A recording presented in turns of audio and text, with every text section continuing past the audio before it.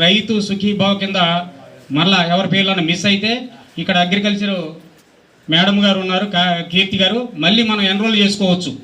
అంతేకాదు ఈ అమౌంట్ పడలేదు కదా అని మనం మీరేం బాధపడే అవసరం లేదు. అంతేగాని ఇంకో ముఖ్య ఉద్దేశం ఏంటంటే మన గ్రామం ఆదర్శ గ్రామం అయింది. ముఖ్యంగా అల్లిపల్లి ఆదర్శ గ్రామంగా తీసుకున్నారు. ఈ ఆదర్శ గ్రామం కింద 20 లక్షల రూపాయలు శాంక్షన్ అయింది. ఈ 20 లక్షల రూపాయలతో డ్రైనేజీలు కూడా కడతామని చెప్పేసి మొన్న ఎండిఓ గారు కూడా ఎమ్మెల్యే గారు కూడా చెప్పడం చెప్పింది.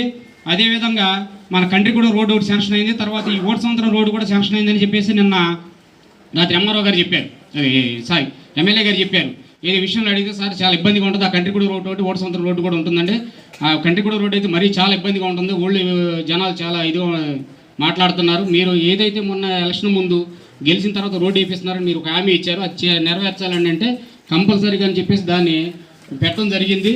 అది కూడా జనవరి లోపు కూడా మనకి కంట్రిగూడ రోడ్డు ఒకటి ఇది కూడా అవుతుంది.